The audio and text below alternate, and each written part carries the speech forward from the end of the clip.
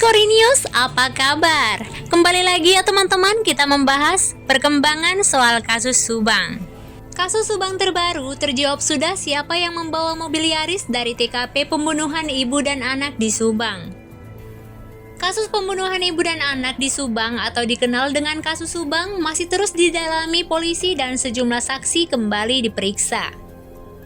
Pengungkapan siapa pembunuh Ibu Tuti Suhartini 55 tahun dan Amalia Mustika Ratu 23 tahun yang ditemukan tewas di bagasi mobil Alphard di rumahnya Kampung Sesauti, Desa Calancagak, Kabupaten Subang, Jawa Barat pada 18 Agustus 2021 lalu sepertinya sudah mulai menemukan titik terang.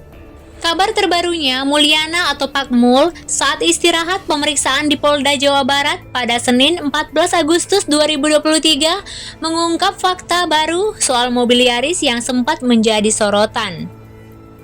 Dalam sebuah video yang diunggah di kanal YouTube Freddy Sudaryanto, Mulyana membantah bahwa sekeluar dari TKP pada 19 Agustus 2023, mobil Yaris dibawa Arif ke Ciruluk sebelum dibawa ke Polsek Calancagak. Yang bawa mobil Yaris itu Yoris. Dari TKP sempat ke rumah uangnya Yoris yakni Wak Lilis. Banyak saksinya, ujar Mulyana. Kalau ada orang yang mengatakan mobil Yaris dibawa ke Ciruluk, coba bawa orangnya, kita kumpulkan, kata Mulyana. Sementara itu, seusai beres diperiksa, Mulyana memaparkan bahwa dalam pemeriksaan tersebut ada 25 pertanyaan yang diajukan penyidik, diantaranya tentang perjalanan hidupnya. Diselidikinya lagi kasus pembunuhan ibu dan anak di Subang tersebut ternyata ada orang yang terusik. Hal ini diungkapkan Dedi, mantan pegawai Yayasan Bina Prestasi milik keluarga almarhumah Tuti. Dedi di YouTube Anjas Asmara, Kamis 3 Agustus 2023 memang mengatakan ada sosok yang kesal karena yayasan tersebut diselidiki terkait kematian Tuti dan Amalia. Dedi juga termasuk orang yang diperiksa kembali oleh polisi. Dalam pemeriksaan tersebut, Dedi pun dicecar 40 pertanyaan selama 7 jam oleh penyidik. Salah satu pertanyaan yang diulas penyidik ke Dedi adalah soal yayasan. Cerita tersebut disampaikan Dedi kepada seorang wanita yang dikenalnya yang juga fokus mengusut kasus Subang. Ikut curhat ke Dedi, wanita yang tak disebutkan namanya itu membongkar sebuah insiden. Saat ia membahas soal polemik yayasan ke seseorang yang dikenalnya, orang tersebut langsung mengamuk. Diungkap sang wanita, sosok yang mengamuk tersebut adalah saksi yang pernah diperiksa atas kasus Subang. Alih-alih memberikan jawaban, Dedi justru bungkam. Kendati demikian, Dedi menyebut pihaknya punya bukti soal saksi kasus Subang yang mengamuk saat polemik yayasan ikut dibahas pihak kepolisian. Namun, Dedi memberikan sedikit bocoran soal siapa yang marah-marah soal yayasan tersebut. Dia adalah saksi kunci kasus Subang yang juga pernah diperiksa oleh polisi. Sosok tersebut marah dan mengamuk ke ayahnya yang juga saksi kasus Subang. Apakah anak dan bapak ini adalah saksi yang pernah diperiksa atau bukan? Tanya Freddy. Iya, saksi yang pernah diperiksa kasus Subang. Rahasia, saksi nyimpen amanat, imbu Dedi. Berarti pertanyaannya, ada apa dengan yayasan? Kenapa marah? Kalau marah, apakah ada sesuatu? Tanya Freddy. Sebelumnya, Dedi sempat memberikan petunjuk soal yayasan milik Tuti dan Yosep, yakni Yayasan Bina Prestasi Nasional. Disinyalir Dedi, pembunuhan Tuti dan Amalia diduga ada kaitannya dengan polemik yayasan. Hal itu pula yang membuat mantan kepala sekolah yayasan bernama Wahyu ketakutan. Diungkap Dedi, yayasan yang dikelola Tuti semasa hidup itu menyimpan rahasia besar.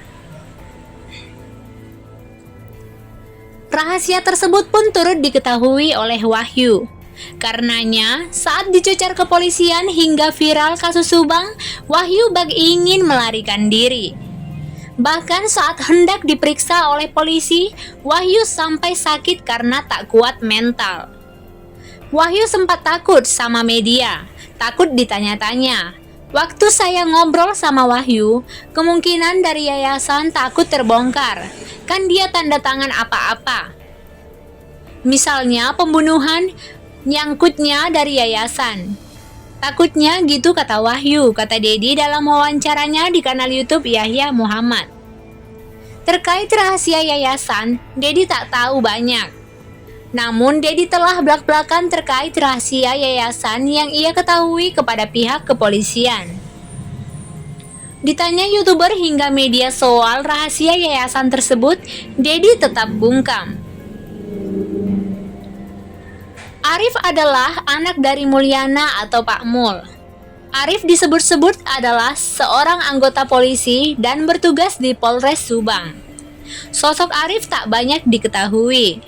Namun, namanya sempat menjadi sorotan gara-gara membuat Kapolres Subang yang saat itu masih dijabat AKBP Sumarni syok. AKBP Sumarni syok gara-gara mobil Yaris hijau milik Amel, yang merupakan barang bukti dibawa ke rumah Arif. Kisah ini diungkapkan oleh Ahmad Taufan Sudirjo, yang merupakan kuasa hukum Muhammad Ramdhanu atau Danu. Setelah masuk ke TKP, Yosef disebut sempat bertingkah aneh seperti kesambet. Saat di TKP, Yosef disebut mengambil pool golf yang kemudian dititipkan kepada Yoris. Pada saat bertingkah aneh di kediaman Wahyu Lilis, Yosef tiba-tiba menanyakan soal pool golf itu kepada Yoris. Belum sempat selesai bertanya, Mulyana tiba-tiba mengajak Yosef untuk pergi ke gurunya agar bisa disembuhkan. Pada saat itu, Mulyana juga menyuruh agar mobil Yaris yang dibawa dari TKP diantar ke sebuah daerah tempat Arif tinggal. Arif sendiri merupakan keponakan Yosef yang bekerja sebagai polisi dan sempat mendampingi Yoris di TKP. Kemudian saat diperiksa oleh penyidik, istri Yoris juga sempat menceritakan soal permintaan Mulyana mengantar mobil ke sebuah daerah tertentu. Namun pengakuan istri Yoris itu tidak dimasukkan ke dalam BAP. Selanjutnya, terdapat juga pengakuan Yoris yang membuat Kapolres Subang kaget terkait mobil Yaris yang dibawa dari TKP. Taufan mengatakan hal ini menjadi janggal sebab mobil Alphard tempat jasad korban ditemukan langsung dibawa ke Polsek Calancagak, sedangkan beberapa barang lainnya justru dititipkan kepada Yoris. Kejanggalan kami kenapa mobil atau barang-barang tersebut yang diambil dari TKP itu diperintahkan dibawa dulu oleh Yoris, ungkap Taufan.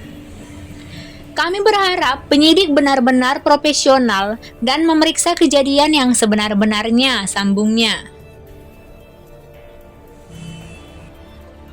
Baiklah teman-teman, sahabat Korinius, demikianlah berita Subang terkini yang dapat saya sampaikan. Jangan lupa tinggalkan komentar kalian dan silakan subscribe bagi teman-teman yang belum berlangganan. Korinius, salam sehat selalu.